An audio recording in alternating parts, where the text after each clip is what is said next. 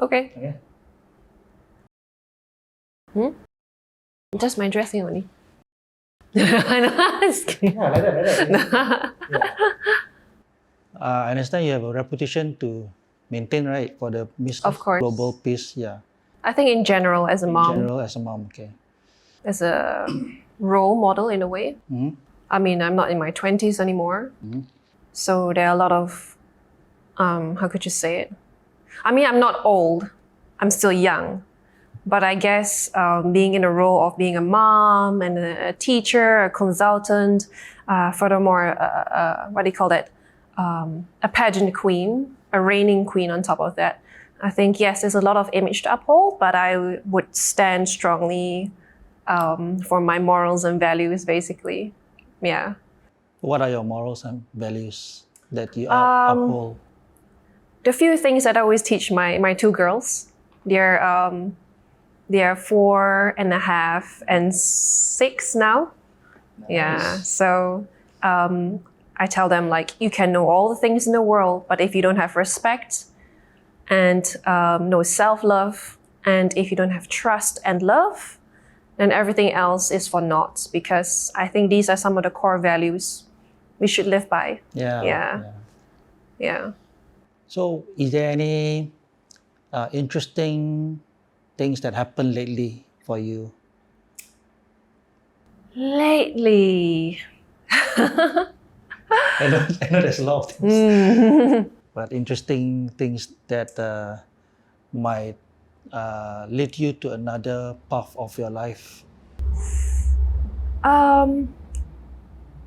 I mean, as a parent, right, I always fall back to my kids. Correct. So yeah, we have one very big milestone that's coming up, which is primary school. So lots of preparation. I was brought up in the Netherlands, so I may not 100% agree with the education here because of the pressure and the kind of level they expect kids to adhere to, and the way they measure them, the way they measure the students to other peers is a little tough for the children, I would say. I feel that children in general are very pressurized over here. Okay. I mean, if you're talented, then well, good for you.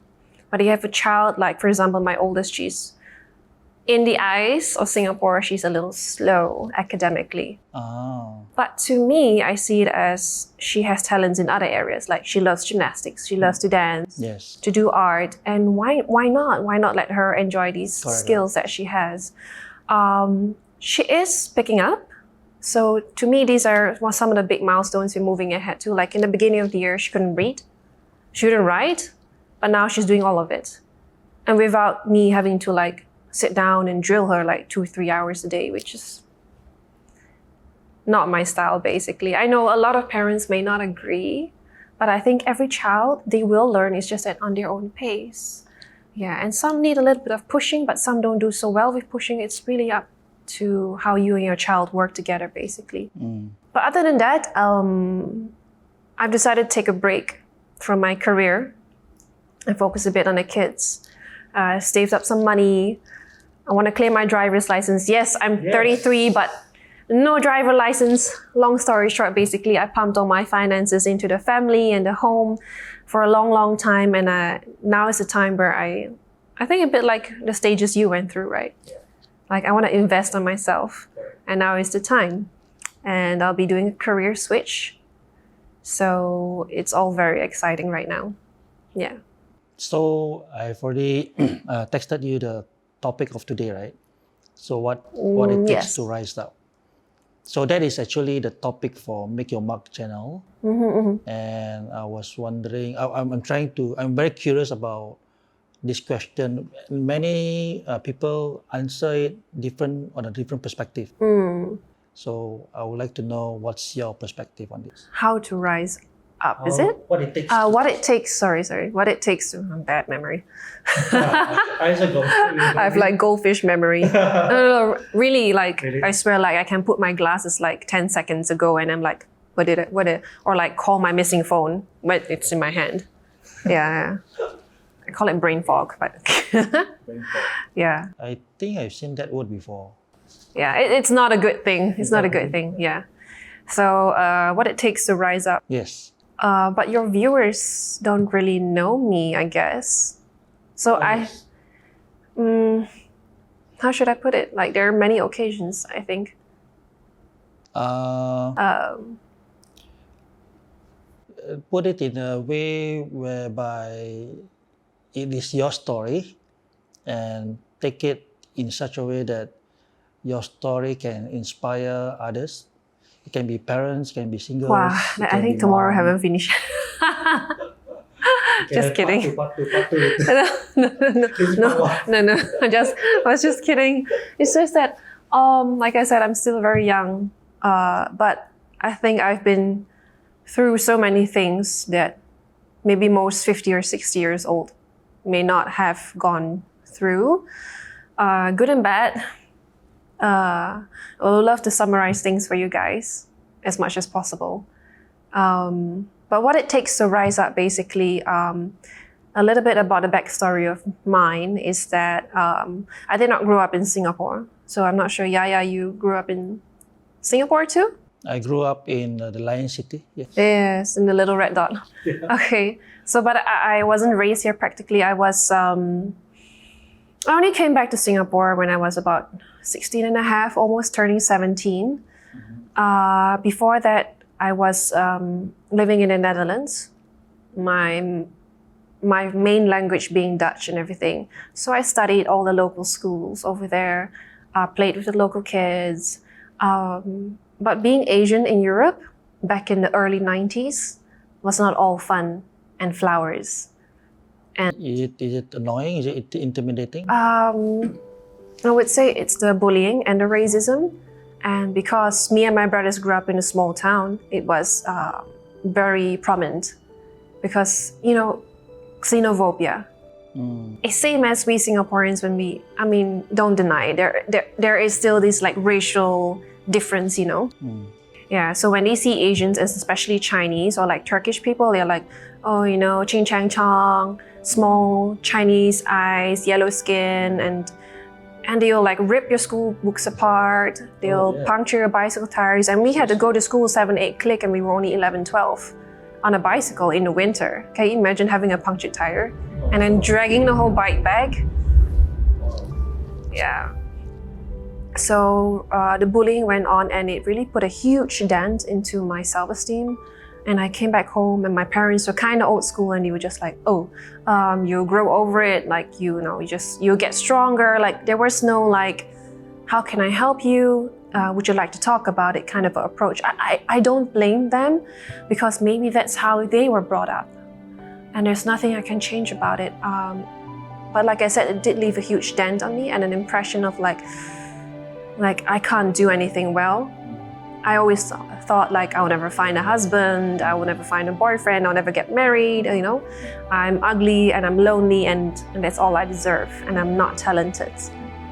And it went on until I kind of hardened myself. Because I went to school, there was this bullying and racism. I went back home, my family was crumbling apart. My parents always fighting, and I already had a history with my mother. She already went through a divorce in the early stage of my life, like when I was 1, 2 years old. So that father that I had was never around either. So I had all these like childhood problems, like, I would almost say it's typical, like it's maybe almost a common story, but it's very damaging. And I never got a clear story of what happened to the first marriage, why did my dad not want me, etc., etc. And then this second marriage, we were happy for the first probably 5 years. And then when I was 11, everything started falling apart, both at school and at home.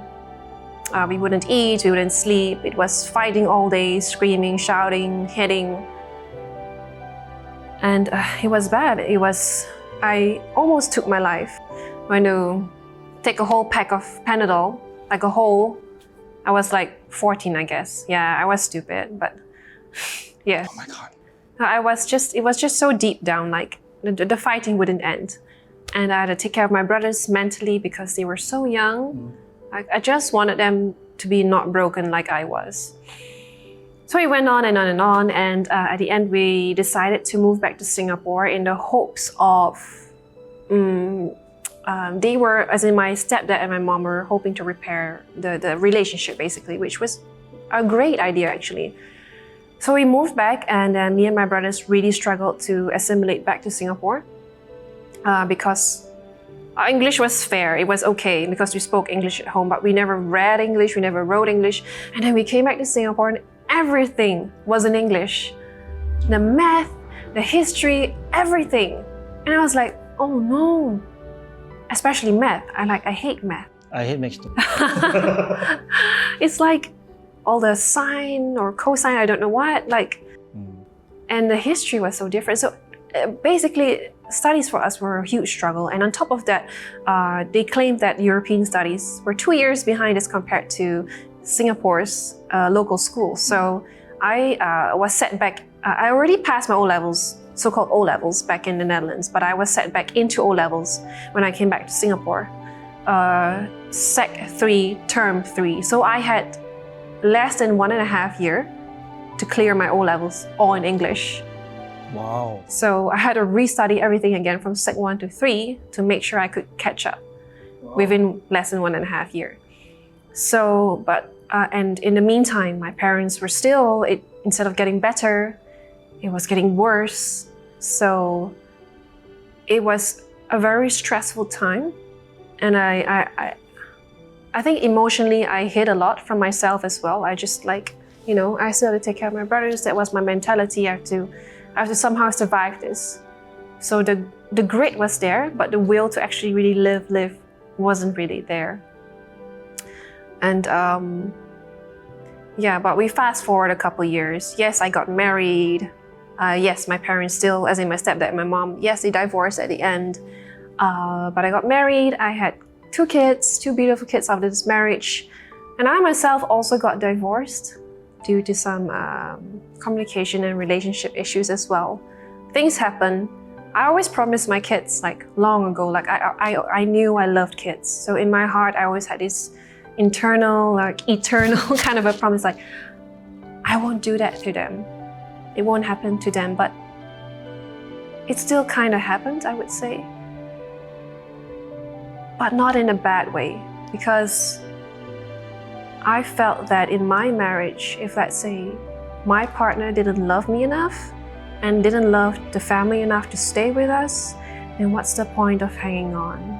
What's the point of sleeping separately or not coming home at all?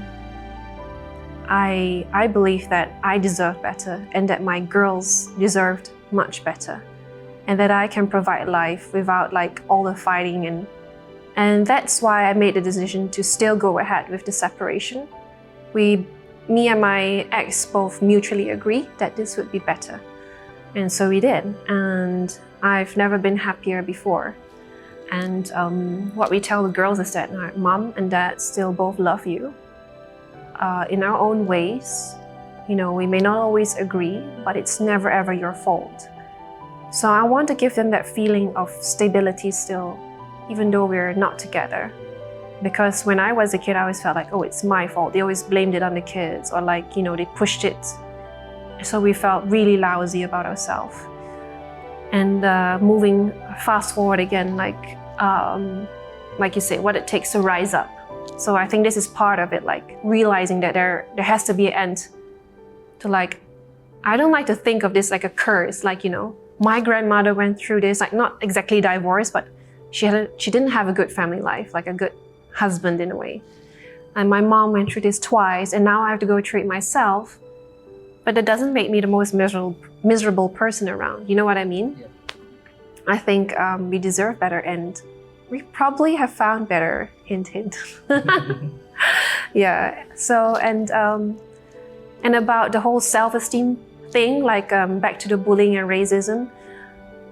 I went to take part in beauty pageants and came out a grand winner twice, not in a row, but twice. One on a Singapore level, national, and one on an international level with 40 over countries. So I said, if I don't do it for myself, nobody's gonna be able to help me. I've got to step up my game. I've got to love myself in order to love other people better. I love other people already, but if I don't love me, I'm not a whole person, and I can't give more love to the people that matter. So that's when I stepped up, when I realized this. I think that's what it takes to rise up, basically. Yeah. That's a good. It's like you are like a battery. We are all like a battery, Correct. right? So we need to recharge every day in order to give power to other people. Correct. So yeah, that's a very good. Thank you so much for sharing your story and the how it takes for you to rise up from the ashes, from your life. Like a phoenix. How would you advise people out there? Because recently was the World Mental Health Day. Yes. On the 10th of October. And one of my friend, Victor Zheng, he has went through depression twice. And very few friends was there for him. And I was one of them. And I think for me, depression is not something that we need to be taking it lightly. Yes, I agree. We have to really look into the people around us and constantly keep a lookout. Yes. I think when we are aging, right? One of the depression causes is loneliness, and didn't communicate enough with friends, with family members, and everything. So that could cause a depression. But we all don't know, see? We all don't know until that person come out from the shell and voice, "Hey, I'm feeling bad, I'm feeling sad." Yeah. Not everyone does that, you see? No. Yeah, exactly. So, what kind of advice would you like to maybe give to everyone out there who is going to face depression or who is facing a lot of struggle right now? Yeah.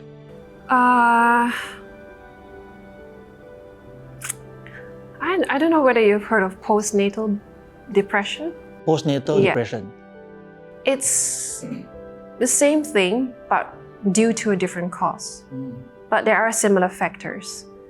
So for me, it lasted a long time after my second one, especially because after I had my second one, it's when the divorce happened and stuff like that.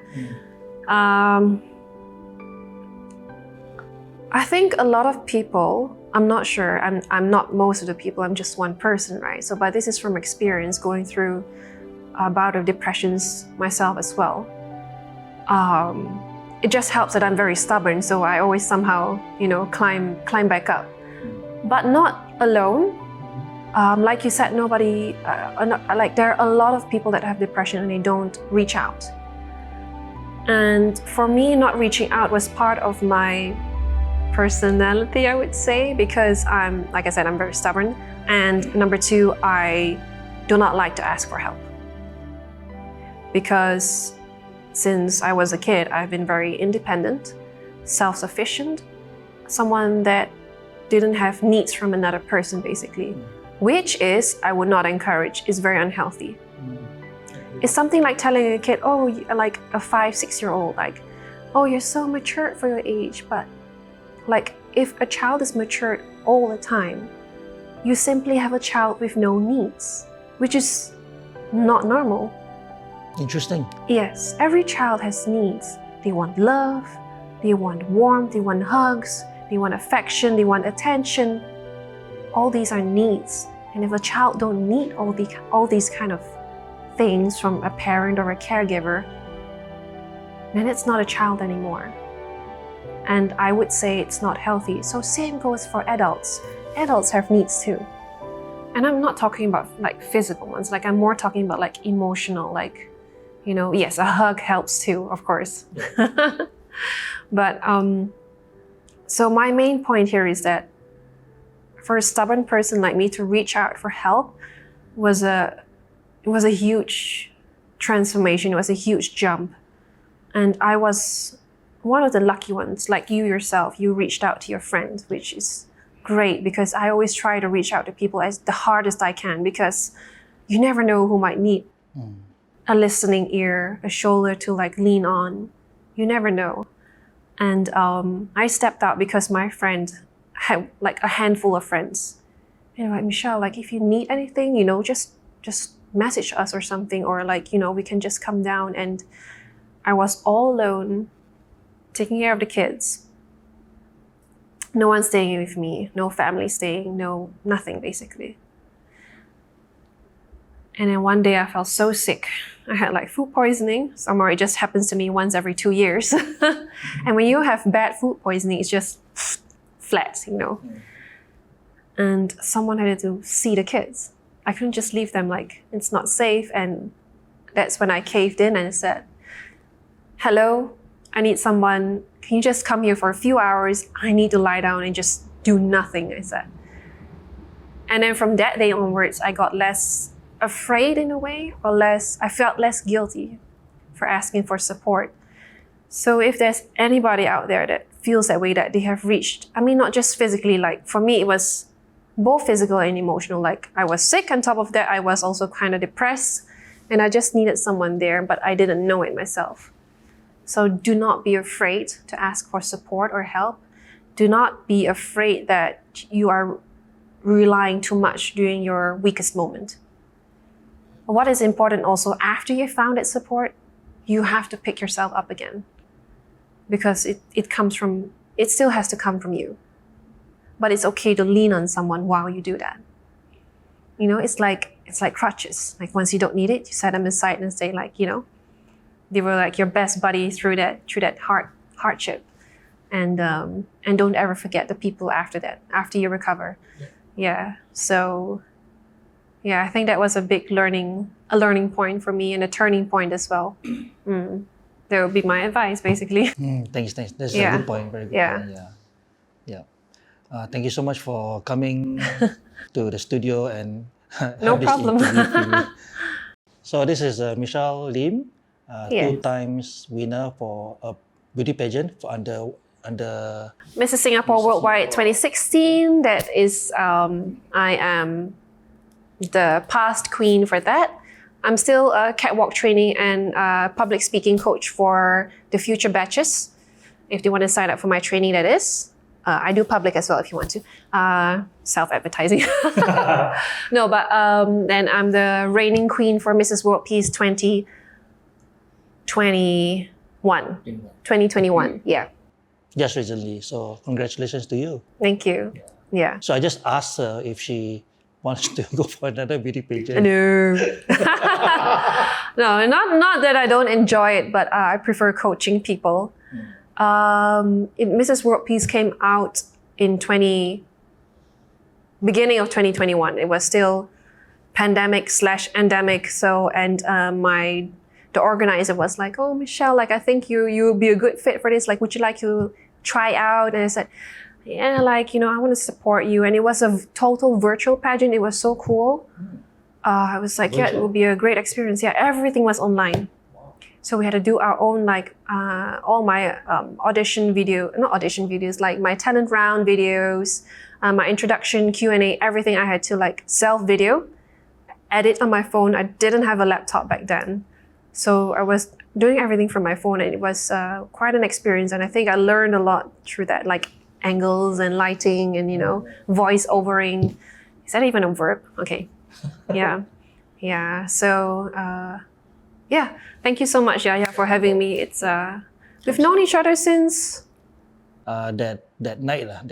I can't remember already. I remember the first photo we took is the playground at the It was quite long. It was 2014?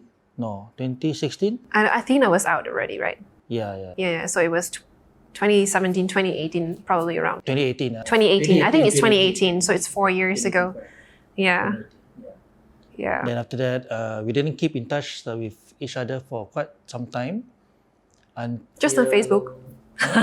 Just on Facebook. Like. And then I had the opportunity to take a photo shoot because she needs a mugshot for her resume. Mugshot. And then she's kind enough to let me have the opportunity to photo shoot her in other apparels, other fashion mode, something like that, and which I will definitely, of course, with her permission, definitely. No, just kidding. Just kidding. Okay, so that's my next one. So Okay. thank you so much. Thank you so much for coming, and hope that you will have a very, very good week this week. So I wish you all the best. If you need any help, just look for me, and likewise lah. Yeah, of course. Same to you.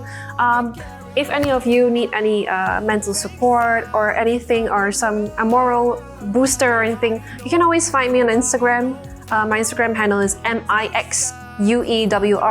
You can find me there. Drop me a DM if you're feeling down. I'll be there as much as I can. Yeah. My TikTok is you can find me there, but if you want to see the silly side of me, that is. Yeah. Yeah. Okay. Thank you so much. Bye. Bye.